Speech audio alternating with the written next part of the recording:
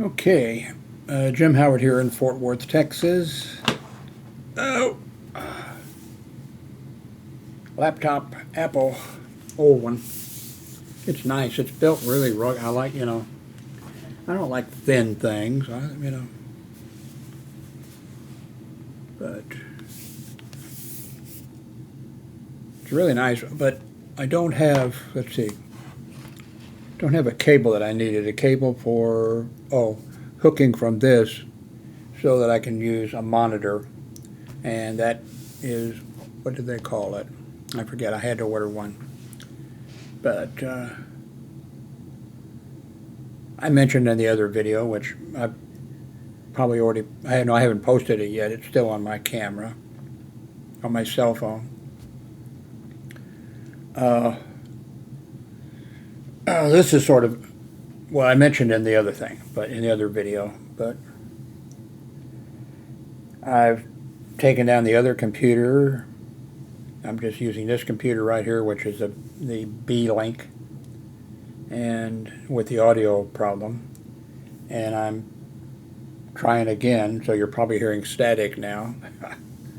I'm trying again by using the docking station, and it has, audio, and by using this, which I had some success with, and then it would go away. I'd hook up a different microphone. It's been a disaster. Makes me want to just give up on everything. But what would you folks do if I gave up? What would you watch? You wouldn't watch cat videos, surely. You wouldn't watch possum videos, would you, on YouTube? What would you do without me? So, I'm going through all this hell just to not disappoint you, right? I am a river unto my people. No, what is it? I'm a river unto my people?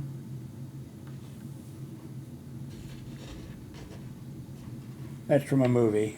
What movie is that from? Without looking it up. Not that I have a prize or anything to give you. Well, my prize might be just to quit making videos. You guys could probably go, oh my God, it's so quiet and so peaceful.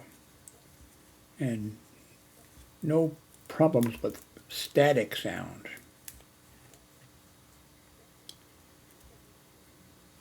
I'm one of those people, by the way, that has constant sound that I hear. Millions of people have that. It sounds different to, some people hear it one way. And it's actually, I tried explaining it to a person one time, kind of an arrogant guy. Young guy too. Tried explaining to him about how it worked, and he didn't understand. Actually, though, I have that problem along with a lot of other people. But then I also have the hearing, which is that actually was what I was trying to explain to him, because I was in Miami, Florida, working at a contract security at a shopping mall, and just about everybody there spoke Spanish. I mean, in the security, well, everywhere, but in the security department, just about all of them spoke Spanish. That was their native language, and the rest of them, they spoke English, but I didn't realize, and I think probably a lot of people don't realize, because I thought they understood more than they did, because they were talking, we were talking. But I guess that was on kind of a simple level. And like the guy that was the supervisor one of the shifts, when I was on that shift, he'd write his, he seemed well, I couldn't speak any Spanish at all, so let's say he was fluent in English. But every time he would write a report, and he'd ask me, Jim, would you check it for me? And I'd check it for him. And it was generally okay. Sometimes there'd be a word or two or three or something, that I'd say, oh, you really should put. But anyway, this one guy who, a young guy, didn't work there very long. This is when I was working the second shift, I think. Anyway, the dispatch room for the security, they had a little radio going in the background, not a police monitor or anything like that, listening to some Spanish music. And there was radios to communicate with, the other security officers who were out patrolling and what have you. Then there was incoming phone calls, and then in the parking garage there were things people could push to ask for, I'm on red level, how do I get to blue level, or where do I, things like that they'd call in. So this young supervisor, he was in there in dispatch and talking, and sometimes come to the door. Somebody would come to the door. The door was open, but he'd be talking to him, and all this stuff was happening. So I said, I really should not be working in dispatch. Well, why? He was arrogant from every, why not? And I said, because I can't hear what's going on. Well, what you can, And I said, well, let me try to explain it to you. And I said, like the phone just rang, and I took it, and somebody was talking, and he was talking, I think, to somebody else, and then there was this stuff.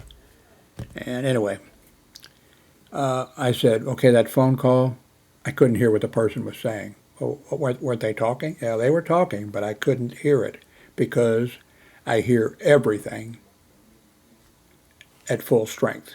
I hear every sound in this room. I have hearing problem, but I hear, because my brain has your brain changes, and it's very smart, and it does things. And what it does for me and people like me is that you can be shouting in my ear. I didn't tell him I actually worked many years ago. Was like my second job. I worked as a welder, building railroad cars, and of course there was all types of chippers, guys banging on steel with all that stuff.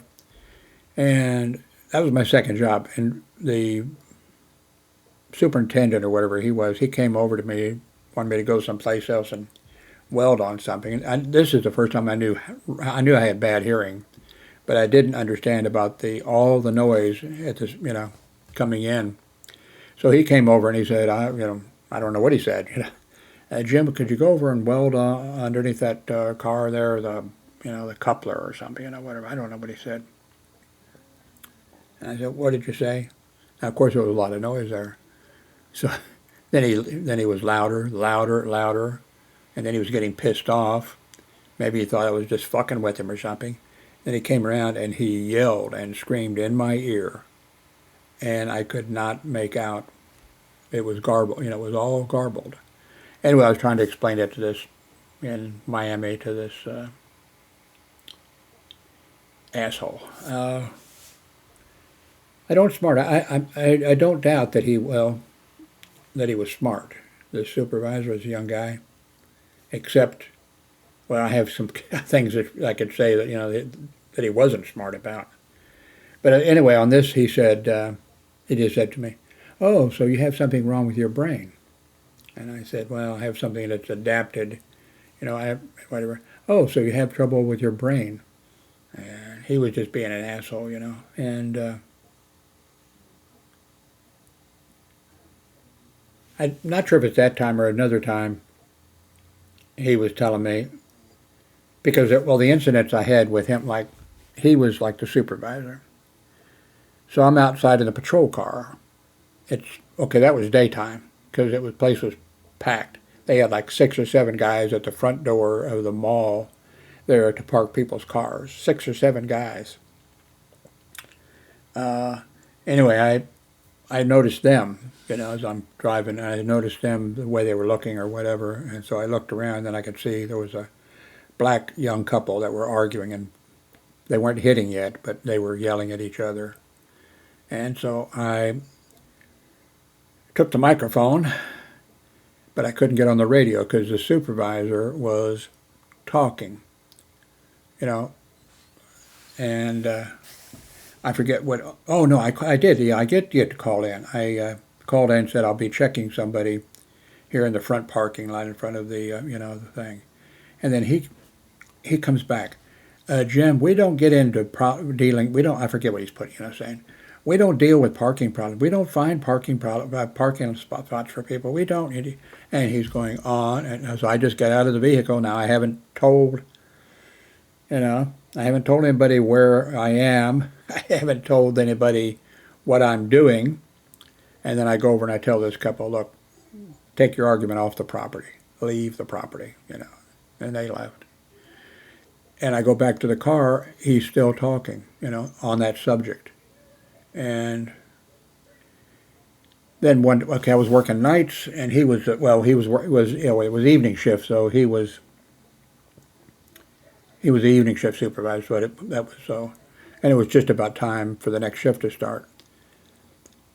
But I'm driving through the parking lots, of course, and then I see a car door. The parking lot's just about vacant. But there's a car door open, and then I see a woman laying on the seat, and a guy is on top of her. So I start to call in, that I'm going to be checking a vehicle with a male and female, car door open. Whatever, that was what I was going, something like that, and the supervisor comes on the radio. He said he was talking to the security officer that was at the front door of the mall. You tell those cab drivers that I told them that 2 of them can be in the front by there, and the others have to stay in parking lot D, F, A, who cares, something. They have to stay in that parking lot, and then when one leaves in the front, then another one can come up, and he's going on. And so by that time, I walked over, and I said, is everything okay? This car, the door's open, a guy's laying on top of the woman, I said, is everything okay? And he pulls back. I'm not asking you if everything's fine. I want to know from her if everything's okay. So then I walked over, and she said, yeah, embarrassed probably, I'm sure. She said, yeah, everything's okay, I said, okay. And he was still talking about the cab, and he did that. So I remember at some point we were having a little discussion or something or other, the supervisor and I. And he said, well, I'll be going into the Army. And I said, well, that's not good. And he said, oh, yeah, I'm going in the Army. And I said, no, you're going to get yourself or somebody else killed. Why would you say that? And I said, because you think you know everything, and you don't listen to people, and you should, get input from people. And I said, so. He said, well, it wasn't intelligence, it was something else. He said, well, I'm going into such. I said, that doesn't matter. They're going to. I said, they're sending Air Force guys to. That must have been. Was that Iraq? I said, they're sending Air Force guys in there. They're sending Navy guys in there to do various, duties. So you're not going to be protected by being in. You're going to get yourself or somebody killed. So be careful.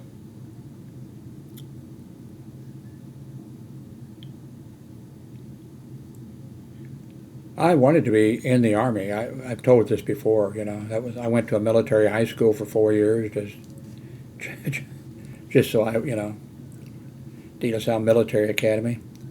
By the way, if that sounds like I was Donald Trump and my parents had money, or no, my dad was just a boilermaker, a welder.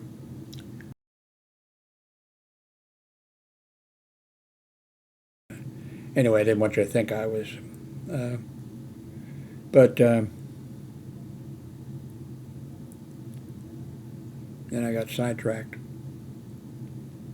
Well, I got French fries cooking in the microwave, and it was only Yeah, I think about 18 minutes for them to cook. And this is already a 15-minute video, so I'm going to stop here. Thank you very much for watching, and you're probably going to hear static. And you don't have to tell me about it because I'll hear it too. But I didn't want to waste a video, so I'm going to upload it no matter what. Thank you very much for watching.